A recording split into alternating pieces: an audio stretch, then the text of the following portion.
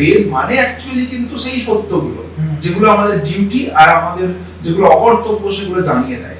পরবর্তীকালে সেগুলো সংকলিত হয়েছে যে গ্রন্থ আকারে, সেই গ্রন্থগুলিকে আমরা বলছি বেদ। আমরা যেটা সবাই জানি ঋক, সাম, যজু, অথর্ব, এই চারটি ভাগ কিন্তু আলাদা। আচ্ছা, এর বাইরে আরেকটি চারটি ভাগ আছে। ঠিক যেরকম আমরা প্রদীপের তেল থাকি, যেমন প্রদীপ জ্বলতে থাকে, তেমনি মানুষের মধ্যে ওই সাত্বিকতাকে সারাদিন জাগিয়ে রাখবো, সারা বছর জাগিয়ে রাখবো, সারা জীবন জাগিয়ে রাখবো। এবারে যে একেবারেই ধর্মমুখী নয়, তাকে আচার অনুষ্ঠানের মধ্যে দিয়ে আস্তে আস্তে আস্তে আস্তে স্পিরিচুয়ালিটির দিকে নিয়ে যেতে হবে। যে মানুষ এত ব্যস্ততার মধ্যেও সেই সংক্ষিপ্ত পদ্ধতি অবলম্বন করছে, চাইছে যে আমি কোন সংক্ষিপ্ত পদ্ধতিতে করলে সারাদিন একটু ধর্মাচরণ করতে পারবো। বেদ একটা সমগ্র দেহ, তার 6টা মূল অঙ্গ, যে 6টা অঙ্গ ছাড়া সেই বেদ অচল। সেই 6টা অঙ্গের একটি অঙ্গ হলো জ্যোতিষ। এই জ্যোতিষের উপর ভিত্তি করে যে সময় তোমাকে বলে দিচ্ছে আজকে অমাবস্যা, তুমি তো সেই সময় অমাবস্যা দেখছো। হ্যাঁ, এটা ফ্যাক্ট। তুমি যে সময় দেখছো সূর্যগ্রহণ, সেই সময় সূর্যগ্রহণ হচ্ছে। কারেক্ট। যে সময় বলছে উল্কা বৃষ্টি হবে, সেই সময় তুমি উল্কা বৃষ্টি দেখতে পাচ্ছ। এই রাশির এই নেচার গুলো মানে বাইরে থেকে বোঝা যায়, একটা মানুষকে দেখে বলে দেওয়া যায় তার কি রাশি। এটা একটা খুব অদ্ভুত ব্যাপার জ্যোতিষের। প্রয়াগাদিনী তীর্থানি, এই জন্য প্রয়াগকে তীর্থরাজ বলা হয়। প্রয়াগকে আদি করে সমস্ত তীর্থ। মা সরস্বতীর বাস হয় কাশীতে, কাশীকে তো আমরা মানে দেখতাম কি প্রাচীনকালে সমস্ত পণ্ডিত যদি কাশী ঘুরে আসতেন তাহলে তিনি পণ্ডিত। একজন সাধু, ওখানে সাধু বলছে যে বাবা কি করছো এখানে বসে, এসো এসো আমার সঙ্গে এসো বলে তিনি তার কাছে প্রসাদ ছিল অনেক, তিনি সেখান থেকে প্রসাদ আমাদের হাতে দিলেন।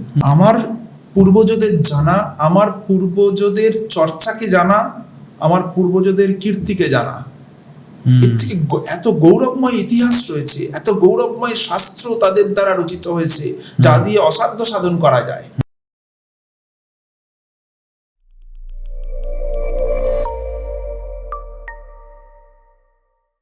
High guys, welcome to Hypecast. আজকের যে এপিসোডটা, এটা আমার কাছে খুব স্পেশাল, কারণ কি আমার এক দাদা ডক্টর অর্ণব ঘোষাল প্রচণ্ড প্রসিদ্ধ রিসার্চার এবং টিচার, বেদ, উপনিষদ এবং অ্যাস্ট্রোলজি সব কিছু নিয়েই ওনার অদ্ভুত রিসার্চ এবং অদ্ভুত নলেজ। তো আমি মনে করেছি যে এইটাও সবার এখন খুব জানার ইচ্ছা থাকে, যে বেদ উপনিষদ এখন একটা সবার ইচ্ছা থাকে জানা। তো আমি ভাবলাম যে দাদার সাথে একটা এপিসোড আমি করি, তো সেটার জন্যই আজকে দাদাকে ডাকা। দাদা, থ্যাংক ইউ ফর কামিং। ঠিক আছে, এবং আজকে সবাই তুমি দেখছো আমি পুরো কাগজ নিয়ে বসেছি, বাকি সব এপিসোডে কাগজ নিয়ে বসতে হয় না, কারণ কি একজন অতিরিক্ত প্রসিদ্ধ পণ্ডিত লোকের সাথে আমি বসেছি, তাই জন্য আমাকে আমার রিসার্চ রেডি করে আমাকে বসতে হচ্ছে। ঠিক আছে, তো কেমন আছো? খুব ভালো আছি। ভালো চলছে? কোনো শরীর টরীর ভালো আছে? সব ফিট? আচ্ছা, কিরকম লাগছে এসে? ভালো, ভীষণ ভালো লাগছে। ভীষণ ভালো লাগছে, খুব আনন্দ লাগছে। আচ্ছা, তো আমি প্রথমেই প্রশ্নতে আসি, যেটা হচ্ছে যে আমরা সবাই জানি যে বেদ উপনিষদ বলে বিভিন্ন জিনিস আমাদের হিন্দু ধর্মে, সনাতন ধর্মে বহু বছর, বহু হাজার হাজার বছর ধরে আছে। তো খুব সংক্ষেপে এবং খুবই লেম্যান ল্যাঙ্গুয়েজে তুমি যদি বেদ ব্যাপারটা একটু এক্সপ্লেন করো। যে আমরা এটা জানি যে 4টে বেদ হয়, এই 4টে বেদের কি নাম এবং এই 4টে বেদের বেসিক ইম্পর্টেন্সটা কি আমাদের সনাতন ধর্মে, বা ইন ওয়ে অফ লাইফের ইম্পর্টেন্সটা কি? এটা প্রথম বলতে গেলেই বলতে হয় যে আমাদের ধর্মশাস্ত্রের বিষয় হলো বেদ, ধর্মতত্ত্বের বিষয়। তো ধর্ম সম্পর্কে যার কথা প্রথম আমাদের মনে পড়ে তিনি হলেন মনু। মনু বলছেন বেদ অখিল ধর্ম মূলম, সমস্ত ধর্মের মূল হলো বেদ। তাহলে প্রথমেই আমাদের অল্পভাবে জানতে হয় যে ধর্ম বলতে আমরা কি বোঝাতে চাইছি। ধর্ম বলতে বস্তুতপক্ষে আমাদের সারাদিনের যে জীবন চর্চা, সারাদিন আমরা কি করব কি করব না, যেগুলো আমরা করব তাকে বলা হয় মানে সেগুলো আমাদের কর্তব্য, আর যেগুলো করব না নিষেধ। এই কর্তব্য আর নিষেধ যে শাস্ত্রে প্রভুর মতো নির্দেশ করা হয়েছে, প্রভুর মতো মানে আমাদের সংস্কৃত শাস্ত্রে অনেক রকমের নির্দেশ আছে। কোনটা রয়েছে প্রভুর মতো, মানে একজন মালিক তার বা একজন গুরু তার শিষ্যকে যেভাবে উপদেশ করে তাকে নির্দেশ বলে, আদেশ বলে। তো বেদ আমাদের এইভাবে শেখায়। বেদ এমন একটা শাস্ত্র যে আমাদের ডিউটি গুলোকে গুরুর আজ্ঞার মতো মনে করিয়ে দেয়। মানে জানিয়ে দেয়। মানে গুরু জানাচ্ছে যে এইটা তুমি করবে, একদম, এটা কোনো কোয়েশ্চেন নেই, কোনো কোয়েশ্চেন নেই, আচ্ছা। সেখানে কোনো জিজ্ঞাসা নেই কেন। হ্যাঁ সেখানে পরিষ্কার এটা তোমার ডিউটি, তুমি করবে, এটা তোমার ডিউটি নয়, এটা তুমি করবে না, এটা এটা তোমার নিষেধ, এটা তোমার এটা তুমি করবে। আচ্ছা ঠিক গুরু যেভাবে বলে। আচ্ছা তো এইটা হচ্ছে বেদ, মূলত ছোট করে বলতে গেলে। এরপর যেটা বলা উচিত সেটা হলো বেদ তাহলে কি, এই নির্দেশগুলো কেমন ভাবে এসেছে। না, ঋষিরা তারা অনেক সাধনার ফলে যে সত্যগুলোকে আবিষ্কার করেছেন, সত্য আগে থেকেই ছিল, তারা দর্শন করেছেন, সেই সত্যগুলিকে সাক্ষাৎ করেছেন, সেই সত্যগুলির একটি সংঘবদ্ধ বা একটি সম্মিলিত রূপ হলো বেদ। আচ্ছা তো সেই সত্যগুলোকে তারা এবার প্রেজেন্ট করছেন কিভাবে, না মন্ত্রের আকারে। সেই মন্ত্রগুলিকে লেখা হচ্ছে পরবর্তীকালে, বা সেগুলো গুরু পরম্পরায়, শ্রুতি পরম্পরায় শুনে শুনে মনে রাখতো শিষ্যরা। তো তারা আবার যখন গুরু হতো তারা তাদের শিষ্যদের বলতো, এইভাবে পরবর্তীকালে ওটা সংকলিত হয়।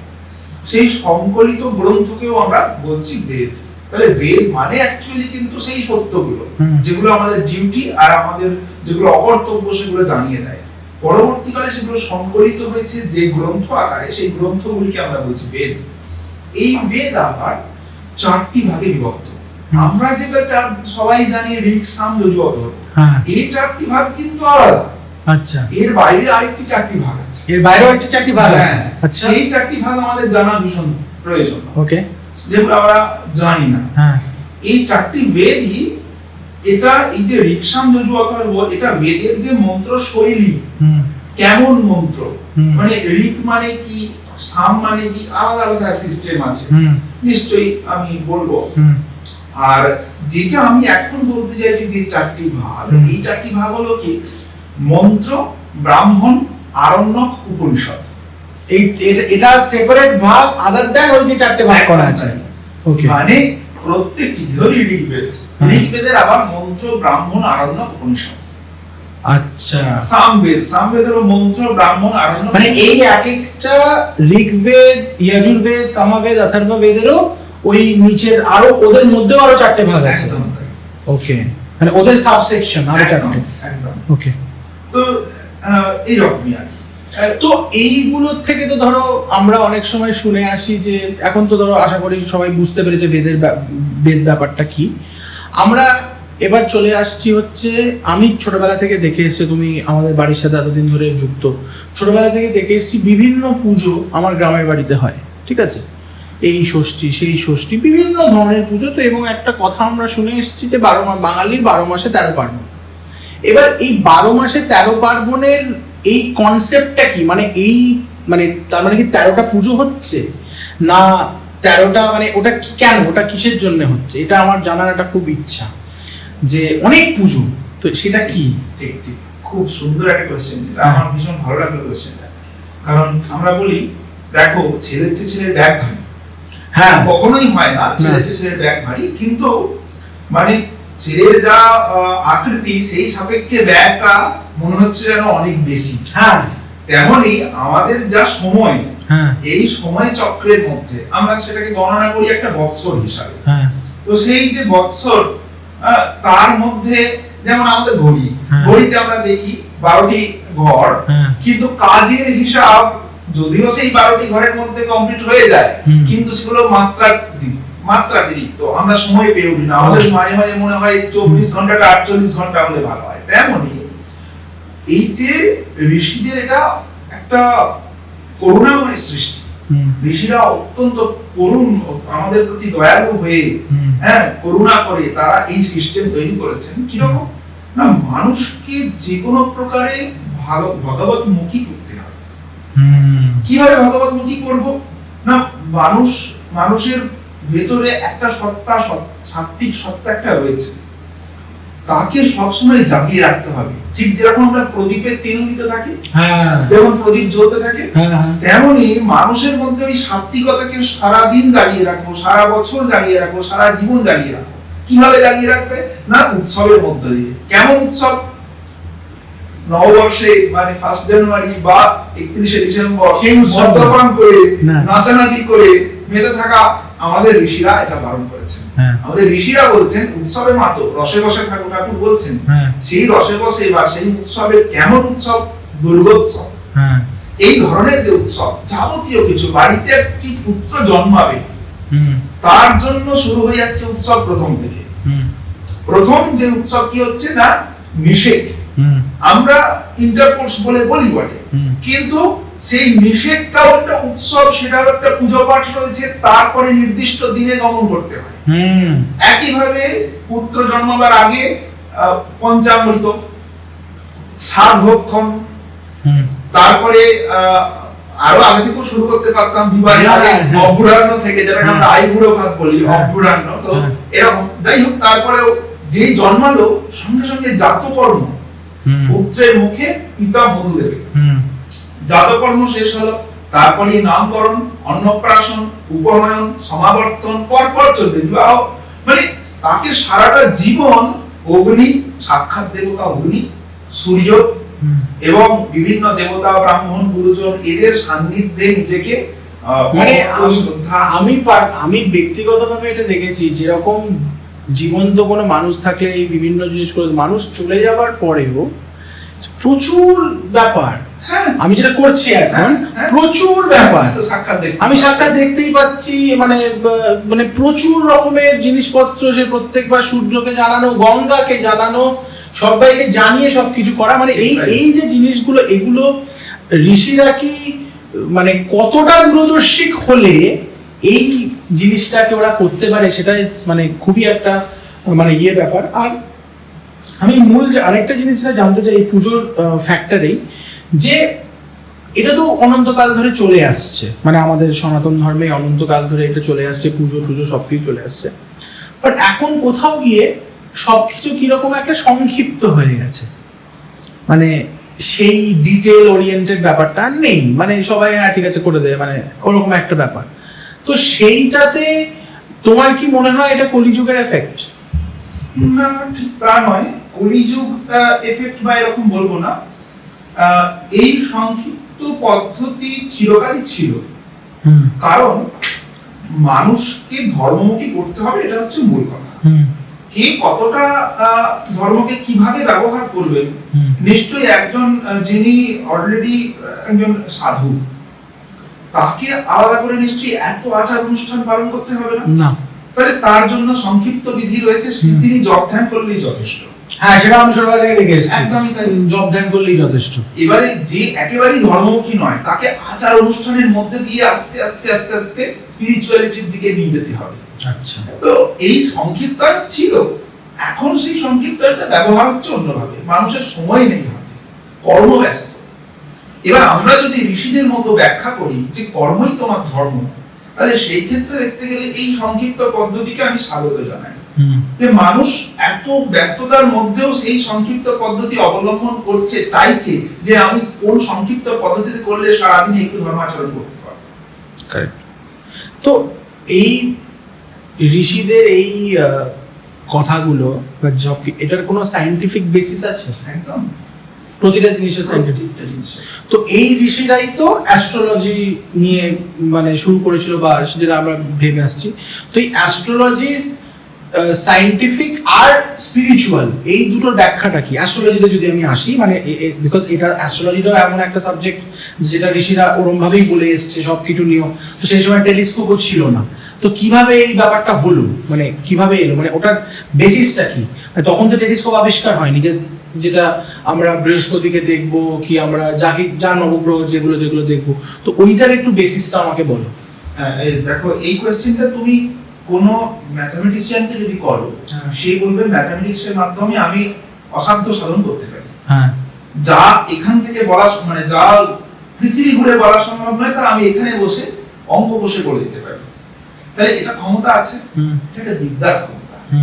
এই বিদ্যা যে এই যে তুমি যে জ্যোতিষ নিয়ে আমাকে জিজ্ঞাসা করছো, তোমাকে আছে জ্যোতিষের উৎস সন্ধান, ওটাই আমি জানতে চাইছি। এই জ্যোতিষের উৎস সন্ধান করতে গেলে তোমাকে আবার যেতে হবে বেদে। মনু আবার বলে দিয়েছেন, বেদ অখিল ধর্মমূলম, সমস্ত কিছুর মূল বেদ। তো বেদে থেকেই কিন্তু জ্যোতিষের মানে আগমন সেকশনটা বেরিয়েছে। একদম। কেন না আমরা বেদকে একটা পুরুষ কল্পনা করেছি, মানে একটা ব্যক্তির দেহ কল্পনা করেছি। বেদ একটা সমগ্র দেহ, তার 6টা মূল অঙ্গ, যে 6টা অঙ্গ ছাড়া সেই বেদ অচল। সেই 6টা অঙ্গের একটি অঙ্গ হলো জ্যোতিষ। 6টা অঙ্গগুলো কি? অবশ্যই এটা বলো দরকার, এটা কেউ জানে না। হ্যাঁ এইজন্য বললাম যে শিক্ষা ঘ্রাণম তু বেদস্য হস্তৌ কল্পোথ পাঠ্যতে জ্যোতিষাময়নম চক্ষু নিরুক্তম শ্রোত্রমুচ্যতে। ঠিক আছে, এর অর্থটা একটু বলো। তো বলছেন যে শিক্ষা ঘ্রাণম তু বেদস্য, শিক্ষা গ্রন্থ, উচ্চারণ শাস্ত্র, সেটা হচ্ছে বেদের নাসিকা। হস্তৌ কল্পোথ পাঠ্যতে, হস্ত হচ্ছে বেদের মানে হাত, এই আমাদের কল্পশাস্ত্র, কল্পশাস্ত্র হলো বেদের হাত। ওকে। আর জ্যোতিষাময়নম চক্ষু, জ্যোতিষ হচ্ছে বেদের চক্ষু। নিরুক্তম শ্রোত্রমুচ্যতে, তো আমরা সবাই যাষ্কির নিরুক্ত শাস্ত্রের কথা শুনেছি, সেটি হলো বেদের কর্ণ। ছন্দপাদৌ তু বেদস্য, ছন্দ হলো বেদের পা। মুখম ব্যাকরণং স্মৃতম, মুখ হলো বেদের ব্যাকরণ।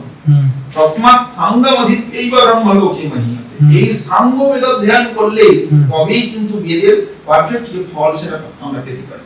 আমরা সবাই ট্রান্সলেশন পড়ছি, ম্যাক্স মুলারের ট্রান্সলেশন পড়ে বেদ জেনে নিচ্ছি, আমি সব বেদ জানি, কিন্তু না, বলছেন এই সাঙ্গমধিত্যৈবর, সাঙ্গ বেদ। আমরা একটা কথা আছে বাংলায় সাঙ্গপাঙ্গ, বলি না সাঙ্গপাঙ্গ। এই সাঙ্গপাঙ্গ কথাটা কোথা থেকে এলো? সাঙ্গপাঙ্গ মানে অঙ্গের সহিত উপাঙ্গের সহিত। অঙ্গ কি? এই 6টি অঙ্গ, শিক্ষা, কল্প, জ্যোতিষ, ব্যাকরণ, ছন্দ, নিরুক্ত, এই 6টা অঙ্গ। আর উপাঙ্গ কি? 4টি বেদের 4টি উপাঙ্গ রয়েছে, আয়ুর্বেদ, ধনুর্বেদ, গন্ধর্ববেদ, সর্পবেদ। আয়ুর্বেদ তো মেডিকেল, একদম, হ্যাঁ, মেডিকেল সায়েন্স। এই সর্পবেদ সেটাও রয়েছে, ধনুর্বেদ হচ্ছে অস্ত্র, হ্যাঁ, অস্ত্র শিক্ষা। আচ্ছা, এবং গন্ধর্ববেদ সঙ্গীত শাস্ত্র, সঙ্গীত শাস্ত্র। ওকে, এটা বেদের মধ্যে এইগুলোও আছে। তাহলে আমরা জ্যোতিষের উৎসটা কোথায় পাচ্ছি? বেদে। তো বেদে এটা লেখা আছে যে আমাদের যে নবগ্রহ, যে 9 প্ল্যানেটস, ওরা কি এফেক্ট করে, সেটা কি ওরা কিভাবে বুঝলো যে এই 9টা প্ল্যানেট আমাদের মধ্যে, আমাদের লাইফে কি এফেক্ট দিচ্ছে? এটা তখনকার লোকেরা কিভাবে বুঝলো? দেখো, এটা মানে তখনকার লোকেরা কিভাবে বুঝলো, এটা আমরা খুব সহজেই অনুমান করতে পারি। সবকিছু তো প্রত্যক্ষ আমরা বলতে পারি না, অনুমানে আসতে হবে। তো দেখো, সামান্য চন্দ্রের মানে কলার হ্রাস বৃদ্ধিতে নদীর জলের লেভেল ওঠানামা করে, সমুদ্র তোলপাড় করে, হ্যাঁ করে। তাহলে চন্দ্র কতটুকু তার মানে পৃথিবীর নিরিখে তো ছোট, অনেক ছোট, তাহলে সূর্যের সেই মতো প্রভাব আসবে, হ্যাঁ স্বাভাবিক আসবে। তো আবার একই সূর্য বিভিন্ন বস্তুর উপর যখন তার কিরণ পড়ছে, এক একটির উপর এক এক রকম প্রভাব পড়ছে। এটি পদ্ম সূর্যের আলো পাওয়া মাত্র সে প্রস্ফুটিত হচ্ছে, আর শালুক সূর্যের আলো পাওয়া মাত্র নিমীলিত হচ্ছে। তো এইরকম একই মানে পৃথিবীতে যে বৈচিত্র্যময় প্রাণী জগৎ, জীব জগৎ, বস্তু জগৎ রয়েছে, তাতে এই গ্রহ নক্ষত্রের প্রভাবের বৈচিত্র্য হয়। একই রকম প্রভাব সবার উপর পড়ে না। তুমি যে সময় জন্মেছ, তোমার যা আনুপাতিক, যা এই যে আমাদের পঞ্চতত্ত্ব, তোমার ক্ষেত্রে যে অনুপাতে আছে, আমার ক্ষেত্রে সেই অনুপাতে নেই, পুরোপুরি আলাদা। তাহলে সেই অনুপাতে না থাকার জন্য আমরা সূর্যের যে প্রভাব, তোমার উপর একরকম, আমার উপর একরকম। এবার এটাই ম্যাথমেটিক্যাল ক্যালকুলেশনে তারা আসবে যে কোন সময়ে জন্মেছে, সেই অক্ষাংশ দ্রাঘিমাংশ বিচার করে একটা পজিশনে আসবে যে তার উপর ওই গ্রহের প্রভাব কতটা ছিল, ওই গ্রহ তার থেকে কত দূর। আমরা যেটা গণনা করি ভূকেন্দ্রিক গণনা। আমরা তো জানি সূর্য সেন্টারে রয়েছে, বাকি গ্রহগুলো তাকে কেন্দ্র করে ঘুরছে। যখন আমরা পৃথিবীর গণনা করছি, আমাদের গণনা মানে আমরা তো পৃথিবীতে আছি, তাহলে আমাদেরকে সূর্যের মানে ওই কেন্দ্রের স্থানে বসিয়ে আমরা গণনাটা করছি, এবং আমাদের স্থানে সূর্যকে বসিয়ে গণনাটা করছি। তবে এটাকে বলা হয় ভূকেন্দ্রিক গণনা। এটা একটা ম্যাথমেটিক্যাল ক্যালকুলেশনের উপর, যে কেন আমরা আমাদের সূর্যের জায়গায় আমাদেরকে বসিয়ে গণনাটা করছি, এবং তাতে সাক্ষাৎ মানে প্রমাণ পাওয়া যাচ্ছে, ফল পাওয়া যাচ্ছে এই এই জ্যোতিষের উপর ভিত্তি করে যে সময় তোমাকে বলে দিচ্ছে আজকে অমাবস্যা, তুমি তো সেই সময় অমাবস্যা দেখছো। হ্যাঁ, এটা ফ্যাক্ট। তুমি যে সময় দেখছো সূর্যগ্রহণ, সেই সময় সূর্যগ্রহণ হচ্ছে। কারেক্ট। যে সময় বলছে উল্কা বৃষ্টি হবে, সেই সময় তুমি উল্কা বৃষ্টি দেখতে পাচ্ছ। যে সময় জোয়ার ভাটা বলে দিচ্ছে পঞ্জিকায়, হ্যাঁ, সেই সময় জোয়ার। প্লাস সেই সময় হিসেবেই টাইডাল টাইমিংস গুলো, সমুদ্রই হোক জোয়ার ভাটা, মানে ওই হিসাবেই দেখাচ্ছে সেটা। এমনকি আরেকটি খুব গুরুত্বপূর্ণ কথা, ঋগ্বেদে এই যে চন্দ্র বৎসর আর সৌর বৎসর, এই দুটো বৎসরের পার্থক্যের ফলে যে একটা ত্রয়োদশ মাস তৈরি হয়, যেটাকে মল মাস বলি, এই কথা রয়েছে। তাহলে এই যে চন্দ্র বৎসর, জ্যোতিষ মানে তিথি অনুযায়ী যে বৎসর তৈরি, আমরা জানি সূর্যের চারিদিকে পৃথিবী যখন ঘুরছে সেটাকে হচ্ছে সৌর বৎসর। সূর্য প্রতি রাশিতে, ইয়ার অফ দ্য সান, একদম সূর্য প্রতি রাশিতে 30 দিন করে থাকছে। এরকম 12টা রাশিতে সে 30 দিন করে থাকছে, এক বছর হচ্ছে। চন্দ্রের কিন্তু গতিটা অন্যরকম, চন্দ্র 27.5 দিন এরকম করে এক একটি মাস হচ্ছে। তাহলে এর ফলে কি হচ্ছে, একটা পার্থক্য তৈরি হচ্ছে। 30 দিনের 27.5 দিন, এই যে পার্থক্য তৈরি হচ্ছে, এর ফলে একটি অতিরিক্ত মাস তৈরি হচ্ছে, যেটাকে আমরা অধিমাস বা মল মাস বলি। তার কথা রয়েছে ঋগ্বেদে। এর থেকে অনুমান করতে পারছি যে জ্যোতিষশাস্ত্রের প্রাচীনত্ব, ঋগ্বেদ পৃথিবীর প্রাচীনতম গ্রন্থ, পৃথিবীর প্রাচীনতম সাহিত্য, সেখানে জ্যোতিষের অস্তিত্ব অনুমান করতে পারছি। তখন ভাবো কত হাজার হাজার বছর আগে। আচ্ছা, এই যে আমাদের কটা রাশি আছে টোটাল? 12টা রাশি আছে। এই 12টা রাশি সেপারেট সেপারেট তো মানে ইয়ে হয়, মানে ক্যারেক্টারিস্টিক্স হয়। তো এই 12টা রাশির মানে ব্যাকগ্রাউন্ড, মানে এটা কিভাবে ক্রিয়েট হলো যে 12টা রাশি, যে কুম্ভ বা কন্যা রাশি বা এটা, তো ওই যদি কুম্ভ দিয়ে শুরু করো, কোন কুম্ভ হবে? হ্যাঁ, তোমার কুম্ভ রাশি তোমাকে দেখেই বোঝা যাচ্ছে। হ্যাঁ, তো মানে এই রাশির এই নেচার গুলো মানে বাইরে থেকে বোঝা যায়, একটা মানুষকে দেখে বলে দেওয়া যায় তার কি রাশি। এটা একটা খুব অদ্ভুত ব্যাপার জ্যোতিষের। যাই হোক, এই রাশি নিয়ে তুমি যে প্রশ্নটা করলে, এটা নিয়ে বলতে গেলে আমাকে প্রথমেই বলতে হয় রাশি পাত্রের অর্থ কি। হ্যাঁ, রাশি মানে হচ্ছে পঞ্জীকৃত, সাধারণ রাশি মানে পঞ্জীকৃত, মানে কনফাইন্ড, একদমই তাই, কনফাইন্ড। ওকে, হ্যাঁ, একসঙ্গে থাকা, তাকেই আমরা বলি রাশি। আমরা বলি না ধানের রাশি, হ্যাঁ, এক রাশি। তো সেই যে রাশি কথাটা ওইখান থেকে এসেছে, মানে নক্ষত্রপুঞ্জ। রাশি মানে নক্ষত্রপুঞ্জ।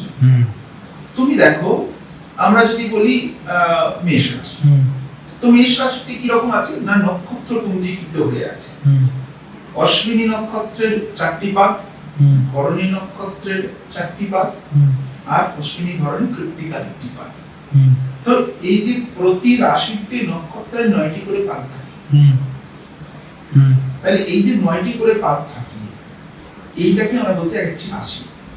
এটা রাশির উৎস। মানে এবারে কি হচ্ছে, যদি তুমি কখনো, এটা খুব সহজেই বোঝা যাবে, মানে রাশি নিয়ে একটু ভালো তুমি একটু ঘাঁটো বই, দেখবে যে রাশিগুলোর আকার কিন্তু আমরা যদি লাইন দিয়ে ওই নক্ষত্রগুলিকে চিহ্নিত করি, হ্যাঁ, তাহলে ওই আকার এসে দাঁড়ায়। এটাকে ইংলিশে বলে কনস্টেলেশন। একদমই তাই, কারেক্ট। হ্যাঁ, যেমন লিওর কনস্টেলেশন আছে, সিংহর মতন হয়ে যায়। একদমই তাই। স্যাজিটেরিয়াস, টরাস হচ্ছে সিংহ, মোষের মতন হয়ে যায়, যেটা হয়, যেটা কনস্টেলেশন, যেটা আমরা জানি। মানে ওটা হচ্ছে ওয়েস্টার্ন অ্যাস্ট্রোলজিতে কনস্টেলেশনটা, যেটা ওই নর্থ স্টার থেকে, যেটা থেকে ন্যাভিগেশন হতো, একদম একদম ন্যাভিগেশন হতো যেটা থেকে। তো এই 9টার আমি ক্যারেক্টারিস্টিকে যাচ্ছি না, বাট আমি জানতে চাই যে অ্যাটলিস্ট একটা বা দুটো রাশির তুমি পিছনের একটু গল্পটা বলো। এসে করে চলো কুম্ভের তুমি গল্পটা বলো, কুম্ভর নামটা কেন এলো? দেখো, কুম্ভের আকৃতিতে আমরা দেখতে পাবো যে একটি ঘড়া থেকে জল পড়ছে। পড়ছে কোথায়? একটি মৎস্যের মুখে। যদি রেখাচিত্র অঙ্কন করি আমরা এটা দেখতে পাবো। এই জন্য কুম্ভর পরেই আমরা মিনকে দেখি, এটি মৎস্যের মুখে কুম্ভের থেকে যেন জল পড়ছে, ঘড়া। ঠিক আছে, তো এটা মোটামুটি কুম্ভ রাশির তুমি দেখে বুঝতে পারবে। এর যে অন্য কোনো ব্যাকগ্রাউন্ড আছে পৌরাণিক, এমন নয় যে কুম্ভ হয়েছিল এরকম হয়েছিল তারপরে সেটা কুম্ভ না। কুম্ভ মানে কিন্তু একটি কলস। কুম্ভ মানে কলস। এবারে তুমি বলবে যে তাহলে এই যে এখন যে কুম্ভ হচ্ছে এই কুম্ভেও আর এই যে কুম্ভ রাশি দুটোর মধ্যে কি হ্যাঁ, সেই কুম্ভ মেলা আমরা আসছি, ওটা লম্বা হবে, ওটা আসছি। আমি বলছি ধরো ঠিক আছে, চলো কুম্ভ রাশি বাদ দিলাম, তুই কন্যা রাশির ব্যাকগ্রাউন্ড যদি কোনো থাকে। না, ব্যাকগ্রাউন্ডটা এরকম নেই, এরকম নেই, এরকম কোনো রাশির ব্যাকগ্রাউন্ড নেই। ব্যাকগ্রাউন্ড নেই। তোমার ওই রেখাচিত্রের দ্বারাই ব্যাকগ্রাউন্ড তৈরি, মানে এই রেখাচিত্রতে যে চিত্রটি আসছে তাকে মোটামুটি এরকম কল্পনা করা যাচ্ছে, ঠিক আছে। এবার যে জ্যোতিষে তুমি যদি প্রবেশ করো, জ্যোতিষে দেখবে তার নানা রকম নেচার বলছে। কন্যা রাশি যেরকম নেচার বলছে, কিরকম নেচার কন্যা রাশি? নরম প্রকৃতির হবে, হ্যাঁ। সে খুব বুদ্ধিমান হবে, বাগ্মী হবে, পণ্ডিত হবে, বেদজ্ঞ হবে। আমি দু চারটে কন্যা রাশিকে চিনি, তারা একটাও এটা নয়। না, এবারে তার নক্ষত্রের অবস্থান দেখতে হবে, এটা সামান্য হলো। হ্যাঁ, আর আচ্ছা সিংহ রাশি। সিংহ রাশি ধরো সে একটু মানুষের লোক হতে পারে, ক্ষুধার্ত হবে, সে উদর সর্বস্ব। এক কথায় সিংহ রাশি উদর সর্বস্ব, কোপন স্বভাব, কোপন বলতে মানে ক্রুদ্ধ হয়ে যাবে, আচ্ছা, হঠাৎ ক্রুদ্ধ হয়ে যাবে, আচ্ছা, এবং মানে খুব অভিমানী হবে। অভিমানী তো প্রচন্ড, একদম। বাবা অভিমানী। আর সে উদরটি তার একদম পরিপূর্ণ থাকতে হবে। উদর বলতে পেট, পেট, মানে খাওয়া দাওয়া খাওয়া দাওয়াটা ঠিক থাকতে হবে। খাওয়া দাওয়া ঠিক থাকতে খাওয়া হবে। দাওয়া ঠিক থাকলে তার সব ঠিক আছে, আচ্ছা, নাহলে সে রেগে যাবে। আচ্ছা, মানে খাওয়াটাকে ঠিকঠাক দিতে হবে। এরকম। আচ্ছা, আর কুম্ভ রাশি। কুম্ভ রাশি তুমি সামনে বসে আছো, তোমাকে আমি তো বলবো না ভাই, আমাকে বলবে না।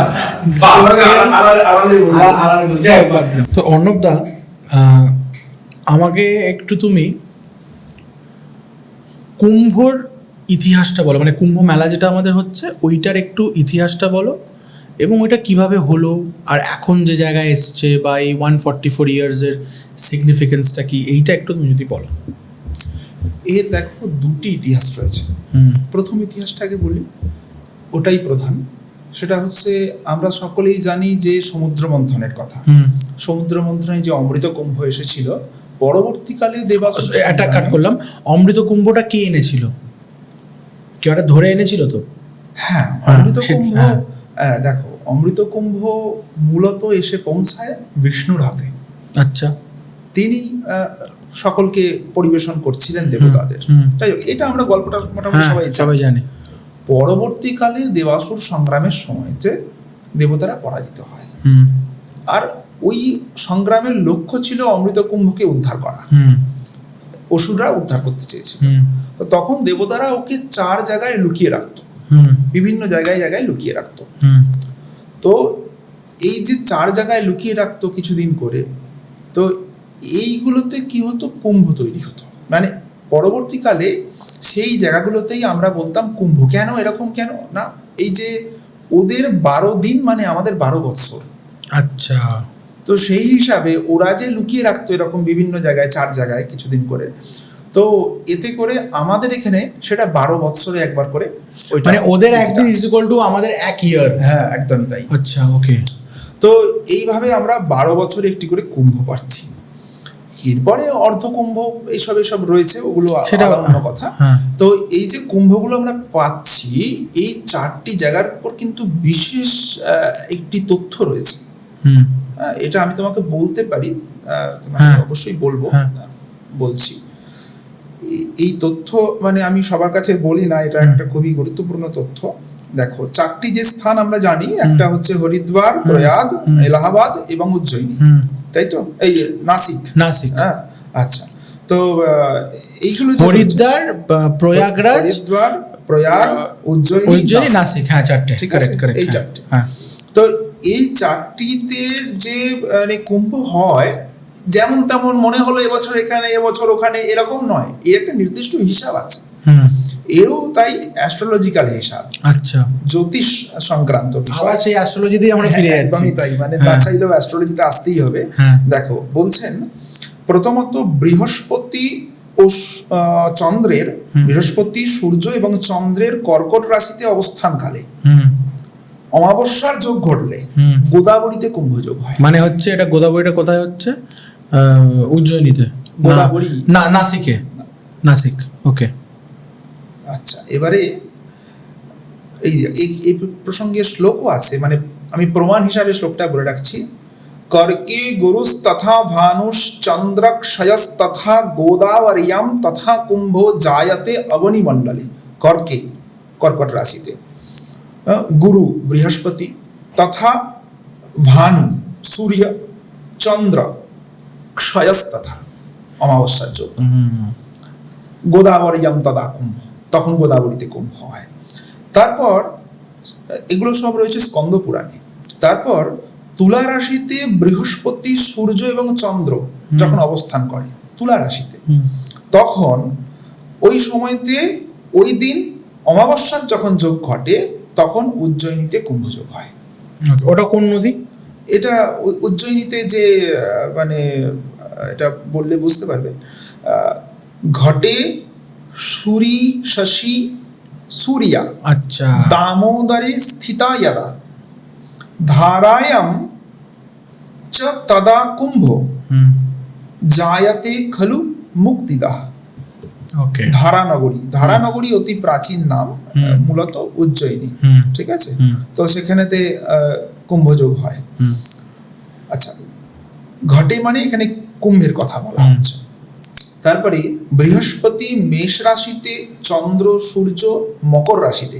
বৃহস্পতি মেষ রাশিতে, চন্দ্র সূর্য মকর রাশিতে এরা যখন অবস্থান করে, ওই সময় যখন অমাবস্যার যোগ ঘটে তখন তীর্থরাজ মানে প্রয়াগাদিনী তীর্থানি, এই জন্য প্রয়াগকে তীর্থরাজ বলা হয়। প্রয়াগকে আদি করে সমস্ত তীর্থ, ওই জন্য সে তীর্থরাজ, ওই জন্য বলি প্রয়াগরাজ।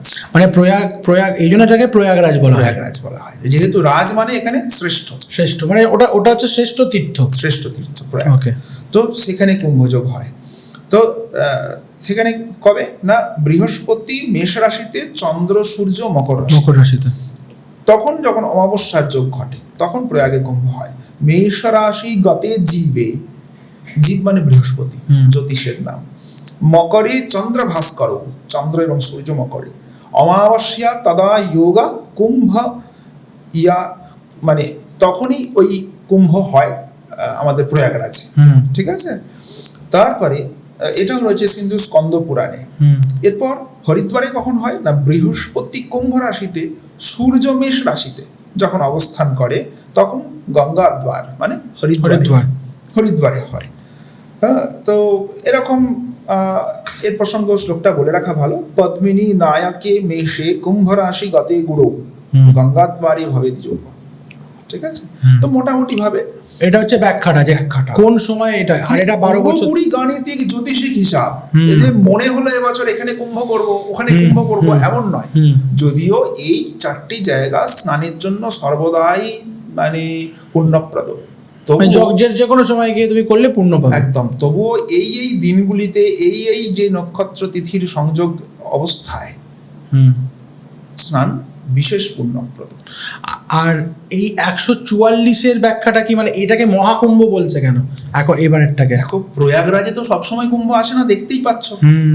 এতগুলো জায়গা ঘোরার পর 12 বছর করে এতগুলো জায়গা ঘোরার পর এই যোগ খুব কম আসে।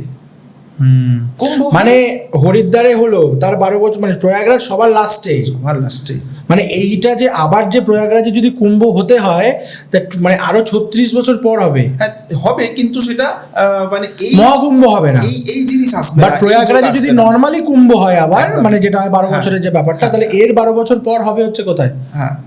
উজ্জয়িনীতে। একদম। তার 12 বছর পর হবে হচ্ছে নাসিক। তার 12 বছর পর হবে হচ্ছে এইরকম ভাবে হরিদ্বার, তারপরে হচ্ছে তো মানে প্র্যাকটিক্যালি মানে প্রয়াগরাজে নেক্সট যদি কুম্ভ থেকেও যেতে হয় আফটার 36 ইয়ার্স। একদম বুঝতেই পারছো কতটা, মানে এই জন্যে মানে সবাই মানুষ এত ছুটছে 36 ইয়ার্স পরে আবার হবে। আচ্ছা, আমি কুম্ভে দেখেছি, বিভিন্ন ভিডিওতেই দেখেছি।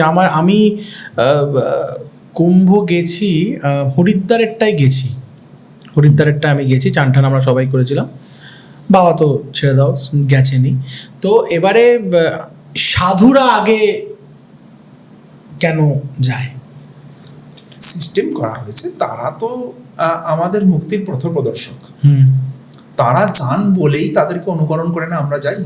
হ্যাঁ, আমরা যদি রামায়ণে তাকাই, দেখবে অরুন্ধতিম পুরস্কৃত্য গতা রামস্য মাতারা। অরুন্ধতিকে সামনে রেখে, কে অরুন্ধতি? বশিষ্ঠের স্ত্রী, তাকে সামনে রেখে রামের 3 মাতা গমন করছেন। সেরকম যিনি সাধু সজ্জন আমরা তো তাদের অনুগামী, মহাজন ইনাগত সপন্থা। আর তাই জন্য সাধুরা আগে চান করে হয়ে যাবে, তারপরে নর্মাল আমরা যারা। আর তারা তো মানে সমস্ত আশ্রমের তারা ঊর্ধ্বে, এই জন্য তাদেরকে অগ্রাধিকার দিতেই হবে। আর এই শাহী স্নান শব্দটার মানেটা কি? মানে এখানে শ্রেষ্ঠ অর্থে, শ্রেষ্ঠ অর্থে মানে এই যে ধরো কিছুদিন আগে স্ট্যাম্পিডটা হ্যাঁ, যেটা হ্যাঁ, হলো, ওইটার মানে ওই শাহী স্নানের সময়তেই শ্রেষ্ঠ এটা হলো। অর্থে। হ্যাঁ, মানে ওইটাই, মানে ওটাই যে আমার মানে ওইটা, ওই সময়টা হচ্ছে সব থেকে একদম পারফেক্ট টাইম। বললাম অমাবস্যার যোগ। অমাবস্যার যোগ ওইটা, তাই জন্য শাহী স্নানটা। আর এই, আর তুমি যেটা বলে দিলে অলরেডি, মানে এই রেয়ার অ্যাস্ট্রোনমিক্যাল কোইন্সিডেন্টগুলোর উপর বেস করেই কুম্ভটা পুরোপুরি এবং এটা মানে হাজার হাজার যুগ ধরে চলে আসছে। একদম।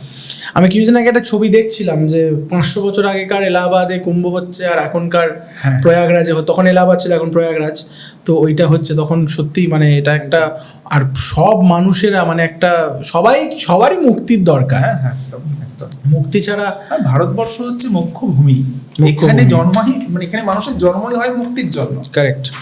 মানে এই পৌরাণিক হিসাব দেখি, হ্যাঁ, মানুষ মানে মানুষ নয়, অ্যাকচুয়ালি জীব, জীবকে বহু রূপে জন্ম নিতে হয়, বহু জায়গায় জন্ম নিতে হয়, সে তার কর্মফল অনুযায়ী বিভিন্ন জন্ম নেয় বিভিন্ন জনিতে। তো এই মানব রূপে জন্মাচ্ছে, বৈদিক ধর্ম মার্গের আছে, এবং ভারতবর্ষে জন্মাচ্ছে, এটা রেয়ার। এবং এই কুম্ভে স্নান করার তুমি আমাকে 3টে বেনিফিট বলো।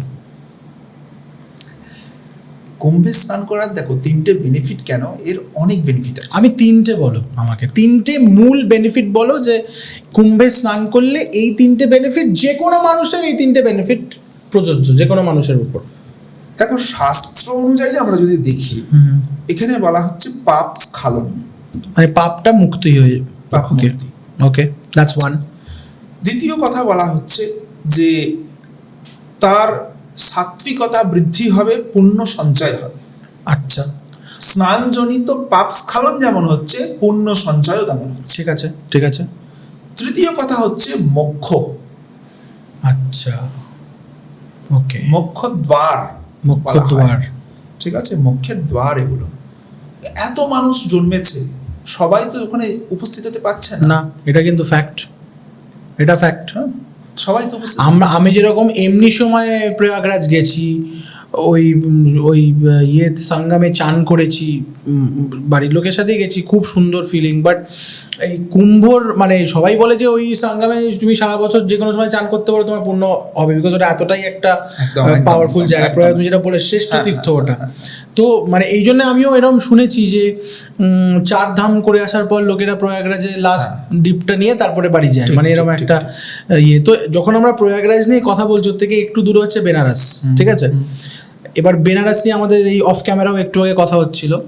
তো বেনারসটাকে অনেক লোক বলে যে তুমি যদি ভারতবর্ষের ইতিহাসের ব্যাপারে জানতে চাও এবং তুমি যদি ভারতবর্ষের ফিউচারের ব্যাপারেও জানতে চাও, তুমি 1 মাস বেনারস গিয়ে থাকো, মানে যেটাকে বলে কাশীবাস। তো এই বেনারসের তুমি আমাকে খুব এমন কয়েকটা জিনিস আমাদের দর্শকদের তুমি বেনারসের ব্যাপারে বলো, যেটা যারা বেনারসে গেছে, এরকম বহু লোক যারা বেনারস এখনো যায়নি, আমাদের এত বড় দেশ, এত বড় পৃথিবী, তো যারা গেছে, আমি তো নিজে গেছি, বারবার বেনারসে যেতে কেন মানুষের ইচ্ছা করে বারবার, এটা একটু তুমি বলো, কারণ তোমারও ইচ্ছা করে আমি জানি। নিশ্চয়ই। দেখো, একটা কথা যুগ যুগ ধরে চলে আসছে, কাশ্যাম মরণ মুক্তি, মানে কাশিতে মরলে মুক্তি শিওর, একদম। তো এবং শিবলোক প্রাপ্তি ইত্যাদিও বলা হয়, এটা তো একটা আছে। দ্বিতীয় কারণ হচ্ছে, মানে এটা এই কারণটা সবার উপরে। দ্বিতীয় কারণ হচ্ছে কাশী অতি প্রাচীন কাল থেকে, মানে আমরা যদি দেখি জ্ঞানের দেবী সরস্বতী ভারতবর্ষের বিভিন্ন জায়গায় বাস করেছেন। তার প্রথম জায়গা ছিল কাশ্মীর। নমস্তে শারদে দেবী কাশ্মীর ও প্রবাসী। হ্যাঁ, কাশ্মীর। সেই সময় কাশ্মীরের যে পণ্ডিত, আমরা এখনো বলি কাশ্মীরি পণ্ডিত, হ্যাঁ কাশ্মীরি পণ্ডিত, হ্যাঁ এখনো। তো সেই জায়গায় একসময় ভারতবর্ষের সরস্বতী বাস করতেন। ও জায়গাটা তো ঋষি কাশ্যপের নামেই তো জায়গাটা, একদম। হ্যাঁ, কারেক্ট। তারপরে সেই যে দেবী, তিনি আসেন কোথায়? তিনি আসেন এই কাশীতে। আচ্ছা, মা সরস্বতীর বাস হয় কাশীতে। জন্য কাশীকে তো আমরা মানে দেখতাম কি প্রাচীনকালে সমস্ত পণ্ডিত যদি কাশী ঘুরে আসতেন তাহলে তিনি পণ্ডিত। মানে ওটা হচ্ছে না, মানে মানে ওটাই আইআইটি ফর ইঞ্জিনিয়ার্স, একদম একদম যেরকম আইআইটি ফর ইঞ্জিনিয়ার্স। কাশী যায়নি তো সে কেমন পণ্ডিত? কারেক্ট। হ্যাঁ, যে তুমি একটু আগে বলছিলে যে তোমার প্রচুর স্টুডেন্টরা কাশীতে এখনো পড়াশোনা করছে। একদম। আর তৃতীয় কথা হচ্ছে, এটি তো মানে সর্বজনবিদিত যে কাশী হচ্ছে বাবার ধাম, হ্যাঁ, জ্যোতির্লিঙ্গ। জ্যোতির্লিঙ্গ। বাবা বিশ্বনাথ, হ্যাঁ, তিনি সেখানে রয়েছেন জ্যোতির্লিঙ্গ, সাথে মা অন্নপূর্ণা, কাল ভৈরব, একদম কাল ভৈরব, সংকটমোচন, মণিকর্ণিকা, সংকটমোচন, দশাশ্বমেধ, সংকটমোচন, এগুলো সবই আছে। এবার তুমি তো কাশী গেছো বহুবার, একটা কোনো বিচিত্র কোনো কাশীর তোমার ঘটনা বলো আমাদের সবাইকে, যে তোমার যেটা তুমি অদ্ভুত লেগেছে তোমার, মানে কোনো একটা ঘটনা। দেখো এরকম অনেক ঘটনা, যে কোনো একটা যেটা তোমার প্রচন্ড মানে তোমাকে মন থেকে নড়িয়ে দিয়েছে কোনো ঘটনা। হ্যাঁ, যেটা আমি পেয়েছি যে আমি মানে গঙ্গার ঘাটে বসে আছি, তখন আমার ইচ্ছা হলো যে একবার যদি এখানে আমি মানে তখন ছাত্র অবস্থায়, তখন আমি কিছুই জানি না, কিছুই, সেই সময়টা আমার যে একবার যদি এখানে একটু প্রসাদ পেতাম এবং এই গঙ্গাবক্ষে ভ্রমণ করে যদি একটু দেখতে পারতাম সমস্ত কিছু, তাহলে কি ভালো হতো। গেছি তখন সমস্ত সকলে মিলে, সব মানে আমাদের যে কলেজ থেকে নিয়ে যাওয়া হয়েছে, তখন গেছি। তো মানে এটা তো অনেক ছোটবেলায়, তো তখন দেখি আমরা 3 জন বসেছিলাম, 3 জন বন্ধু ছিলাম, বাকিরা সবাই ঘুরছে ফিরছে, আমরা একটু বসে আছি, স্যারকে বললাম একটু বসি। তো তারপরে দেখি হঠাৎ মানে একজন সাধু, ওখানে সাধু বলছে, বাংলায় বলছেন আমাদেরকে যে বাবা কি করছো এখানে বসে, এসো এসো আমার সঙ্গে এসো। বলে তিনি তার কাছে প্রসাদ ছিল অনেক, তিনি সেখান থেকে প্রসাদ আমাদের হাতে দিলেন, দিয়ে বললেন চলো আমিও একটু বেড়াবো, তোমরা যাবে আমার সঙ্গে। তো তিনি আমাদের সঙ্গে নিয়ে কিন্তু নৌকায় করে ভ্রমণ করলেন। বাহ! এটা দেখার পর আমার মানে এটা যখনই ভাবি সারা জীবনে, এটা আমার অত্যন্ত স্মরণীয় ঘটনা, যখনই ভাবি তখনই আমার মানে আবেগে মনটা ভরে যায় যে সত্যি কাশী কাশী। আমি একটা তোমায় ঘটনা বলি, এটা আমাকে আমার বাবাই বলেছিল, ঘটনাটা বাবার সাথে হয়েছিল। তো বাবা কোনো একটা কুম্ভতে গেছিল, ঠিক আছে, এবং তুমি হয়তো জানো কাঠিয়া বাবাদের আখাড়াতে বাবা তখন গেছিল, এবং মহন্তজি, মানে তুমি বৃন্দন দাসজিকে তো তুমি চেনো, মহন্তজি বাবাকে বলো যে সত্য চলো আমার সঙ্গে, তোমাকে একজন খুব বড় সাধুর সাথে দেখা করাতে নিয়ে যাবো। এবং অনেক বড় বড় লোকেরা ওনার কাছে যায়, তো নিয়ে গেছে, ওনার বিশাল টেন্ট, উনি বসে আছেন এবং উনি বিশাল মোটা, মানে বিরাট চেহারা তার। তো বাবা ঢুকেছে, তো বাবাকে এরমভাবে দেখে ব্যাটো বেটা ব্যাটো এরম বলতো, হিন্দিতে কথা বলে। তো বাবাকে বসালো এবং মহন্তজি এগিয়ে এলেন, মহন্তজি ওনাকে জড়িয়ে ফুরিয়ে দিল, মহন্তজিও দাঁড়িয়ে আছে। তারপরে একজন খুব বড় ডাক্তার, মানে দিল্লির এইমসের বিশাল বড় ডাক্তার হচ্ছে ওনার ডাক্তার, উনি ওখানে ছিলেন। উনি ডাক্তারটা ছিপছিপে চেহারা, সুন্দর দেখতে, ঠিক আছে। ডাক্তারটা বলছে महाराज जी आपका तो ब्लड शुगर बहुत बढ़ गया है, सब कुछ बढ़ गया है, थोड़ा खाने पीने में थोड़ा ध्यान रखिए, वजन को थोड़ा कम कीजिए। তখন এটা শুনে সেই সাধুটি মহা অট্টহাসি হাসলো এবং তারপরে যে কথাটা হিন্দিতে বলল যে চিন্তা ने तुमको खाया इसलिए তুমি রোগা। বেসিক্যালি চিন্তা তোমায় খেয়েছে তাই তুমি রোগা, আমি চিন্তাকে খেয়েছি তাই আমি মোটা। দারুণ দারুণ কথা। এই কথাটা আজকের থেকে প্রায় 10 বছর আগে আমাকে বাবা বলেছিল এই কথাটা। সেই সময় গেছিল, তো তার আগে কোথায় কোনো একটা কুম্ভতে গেছিল, সে এই কথাটা আমার আজও মনে আছে। এইটাই মানে না এটা কুম্ভতে একজন, মানে ওটাই বলছে, মানে কোনো একজন বড় সাধু হবে। তো ওইটাই বাবা মানে ওই মহারাজ, মানে মন্ত্রজিকেও পরে আমি এটা নিয়ে আলোচনা করে বলছি, ওটাই তো কথা, চিন্তা তোমায় খাচ্ছে না তুমি চিন্তাকে খাচ্ছ। এবার তার 1000 রকমের ব্যাখ্যা আছে। তো এই একটা সেন্টেন্সে যেরকম রামকৃষ্ণদেব বলেছেন যে যত মত তত পথ, এবার সেটা অনেক রকম অনেক লোকজন বার করতে পারে কোন দিকে তুমি যাবে। সো এই যে কথা বা এই গোছের লোকগুলো, এদেরকে শুধু আমরা সেই কুম্ভর সময়ই দেখতে পাই, তারপর আর দেখতে পাই না। ঠিক। মানে তারা তাদের জায়গাতেই আছে। ঠিক ঠিক ঠিক। এরকম আমি আরেকটা তোমায় ঘটনা বলি। আমার একজন খুব পরিচিত, সে তিনি এখন মানে মারা গেছেন, একজন জেঠু বলেই বলতাম। উনি খুব এই অ্যাস্ট্রোলজিতে প্রচণ্ড হি ওয়াজ, বাট অ্যাস্ট্রোলজার ছিলেন না, বাট ই নিউ মানে কী করছে।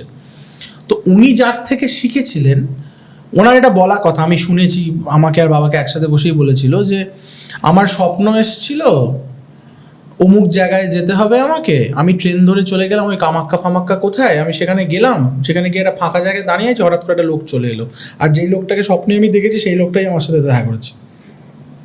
মানে এইসব ঘটনাও নাকি হয়। এবং তিনি 1 মাস ওনার সাথে ছিল, তাকে সব বিদ্যা শিখিয়েছে, আর সেই লোকটা নাকি পূর্বজন্ম এবং ফিউচার সবটাই বলতে পারতো। এরকম কি মানে এরকম লোক নিশ্চয়ই আছে যারা পূর্বজন্মের কথাবার্তা বলতে পারে।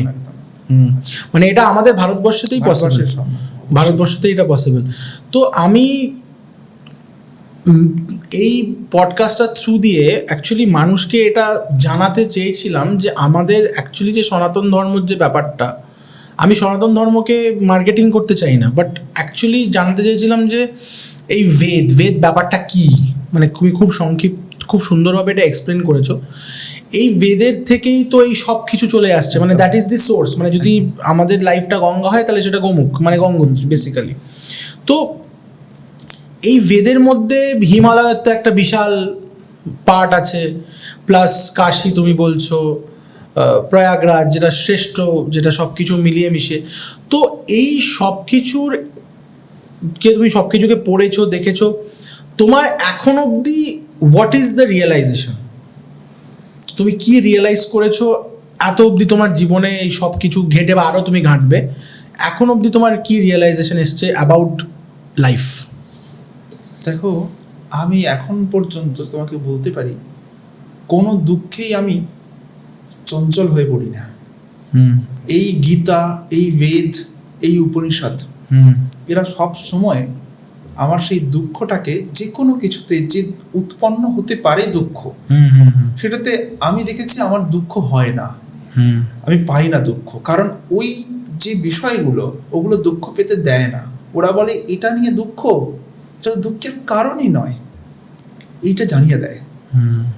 এবং এছাড়াও বিভিন্ন সংকটজনক পরিস্থিতিতে আমি এইগুলো সহায়ে অনায়াসে সেই সংকটকে কাটিয়ে উঠতে পারি, যে কোনো সংকটজনক পরিস্থিতি। মানে তুই বলতে চাইছো এগুলো একটা ওয়ে অফ লাইফ তোমাকে বুঝিয়ে দেয়? ভীষণ ভালো ওয়ে অফ লাইফ হিসাবে এর কোনো বিকল্প হয় না, সারা জীবনের পথপ্রদর্শক, জিপিএস, একদম প্রপার জিপিএস যেটা বলে। মানে ওইটা যদি কেউ ধরে চলতে পারে, ওইটা নিয়ে সব কিছু। এবার তোমাকে আমি একটা পুরো কারেন্ট একটা সিচুয়েশন আমি তোমাকে বলছি, সেটা হচ্ছে যে এখন আমরা অনেককেই দেখি যে অ্যাস্ট্রোলজি, মাইথোলজি, এই সব কিছু নিয়ে প্রচুর তাদের বক্তব্য থাকতে পারে, ঠিক ভুল আমি সে কেউ নয়। তোমার কি মনে হয় যে এই সাবজেক্টগুলো, মানে আমাদের ইতিহাসটা বা স্পিরিচুয়াল হিস্ট্রি যেটাকে বলা হয়, এইটা জানার জন্যে তোমার কি মনে হয় দ্যাট এই জিনিসগুলো স্কুলের কারিকুলামে ঢোকানো উচিত কিনা? হ্যাঁ, অবশ্যই। অ্যাটলিস্ট প্রাথমিকটা জেনে রাখা প্রয়োজন। কারণ আমরা যদি আমরা আমাদের বংশগৌরবের কথাই বলি, আমরা যদি না জানি যে আমাদের বাপ ঠাকুর দ্বারা এইরকম ছিলেন, তাহলে আমরা কখনোই তাদের প্রতি শ্রদ্ধাশীল হতে পারবো না। আর আমি যদি আমার বাপ ঠাকুরদার সম্বন্ধে না জানি, বাইরের কারো দায় পড়ে যায়নি এসে আমার বাপ ঠাকুরদা নিয়ে চর্চা করে, কারেক্ট, তাহলে আমার ডিউটির মধ্যে পড়ে, এবং এটা আমার মানে কি বলবো, আমি করব, এটা আমাকে করতে হবে। আমার পূর্বজদের জানা, আমার পূর্বজদের চর্চাকে জানা, আমার পূর্বজদের কীর্তিকে জানা, এর থেকে এত গৌরবময় ইতিহাস রয়েছে, এত গৌরবময় শাস্ত্র তাদের দ্বারা রচিত হয়েছে, যা দিয়ে অসাধ্য সাধন করা যায়। তোমাকে আমি একটা কথা বলতে পারি এ প্রসঙ্গে, প্রসঙ্গে এসেই যায়, না বললে পারি না। গৌড়পাদাচার্যের নাম শুনেছো নিশ্চয়ই, ভগবৎপাদ শঙ্করাচার্যের পরম গুরু। গৌড়পাদাচার্য তার মান্ডুক্য কারিকায় বলছেন, পরমার্থ চিন্তকানাম সৃষ্ট অনাদর। কথাটার তাৎপর্য হচ্ছে এই, তাদের সামনে জড়বিজ্ঞান চর্চার অপশন ছিল, কিন্তু তারা জড়বিজ্ঞানের চর্চা করেননি। কেন করেননি? সৃষ্ট অনাদর পরমার্থ চিন্তকানাম। আমরা পরমার্থের চিন্তা করি। আমরা এই জাগতিক অর্থ নিয়ে ঘাটাঘাটি করে সময় নষ্ট করতে এই জগতে আসিনি, এটা ছিল তাদের মতবাদ। অর্থাৎ তারা স্থূল বিজ্ঞান থেকে নিজেদের মনকে সরিয়ে সূক্ষ্ম বিজ্ঞান, অন্তর্বিজ্ঞানের দিকে নিজেদেরকে নিয়ে গেছিল। এই জন্যই তাদের হাত দিয়ে বেদ, উপনিষদ প্রভৃতি রচিত হয়েছে।